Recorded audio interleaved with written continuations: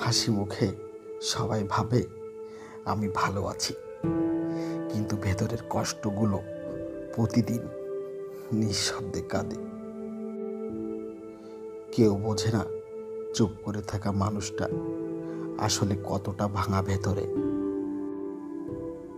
মনের কথাগুলো যখন কাউকে বলা যায় না, তখন সেই চুপচাপ নিঃশ্বাসগুলো বুঝতে পারে কতটা দুঃখ পুষে রেখেছি এই মনের ভেতরে। ভালোবাসার মানুষটা যখন কষ্টের কারণ হয়ে যায়, তখন হৃদয়টা নিঃশব্দে মরতে থাকে প্রতিদিন।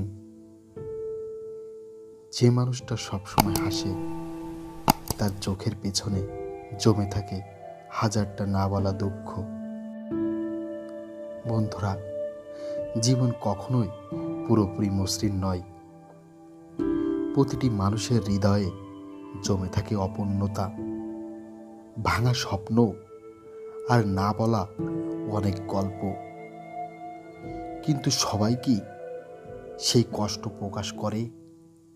না, অনেকেই কষ্টকে নিজের ভেতরে জমিয়ে রাখে, চোখে হাসি রাখে, মুখে শান্তির ছায়া আঁকে, যেন জীবন এক ঝলমলে ছবি। এই কষ্ট লুকানোর চর্চা আসলে এক ধরনের সাহস, যেখানে মানুষ বুঝে নেয় পৃথিবী সবসময় অনুভব করে না, বরং বিচার করে। তাই নিজেকে দুর্বল না দেখিয়ে সেই কষ্টকে শক্তিতে রূপান্তর করাই হয় সবচেয়ে বড় জয়। জীবনে কষ্ট আসবেই, এটাই বাস্তব। তবে প্রশ্ন হলো, সেই কষ্ট কি সবাইকে জানানো উচিত? সব সময় নয়, কারণ পৃথিবী সব সময় আপনার ব্যথা বোঝে না। অনেকে শুনবে, কিন্তু খুবই কমই অনুভব করবে।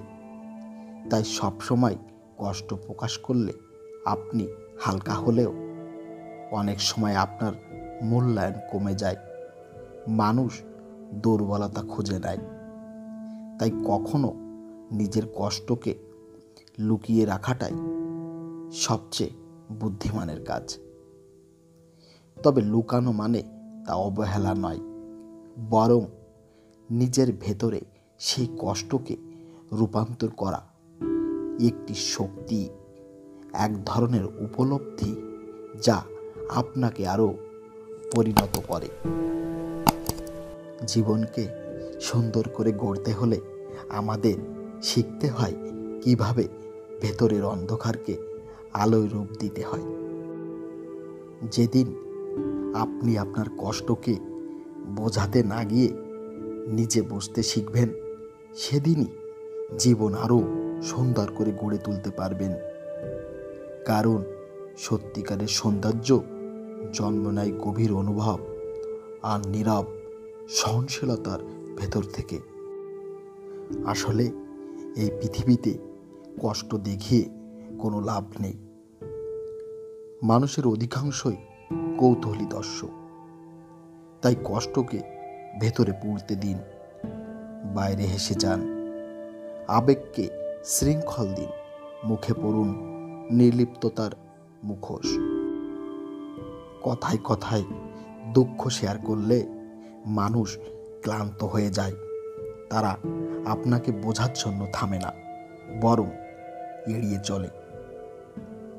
বাস্তবতা বলে, দুর্বলতা দেখানো মানেই নিজেকে সহজ শিকার বানানো। তাই কষ্ট থাকুক নীরব রাতে, একান্ত আপন মনে, অথবা এক কাপ চায়ের ধোঁয়ার সঙ্গে উড়ে যাক জানালার বাইরে। দুনিয়ার নিয়ম বড়ই কঠিন।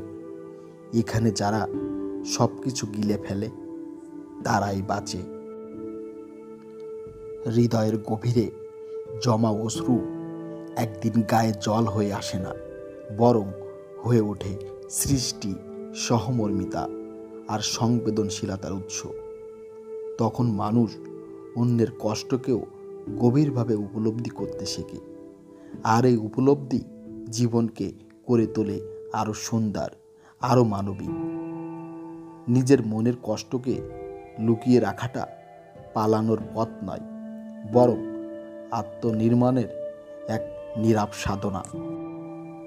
মনের কষ্টকে শক্তিতে রূপান্তর করে সবাই গড়ে তোলো নতুন একটি শক্তিশালী জীবন, যেটা নিয়ে তুমি শুধু নিজেই বাঁচতে পারো। ধন্যবাদ।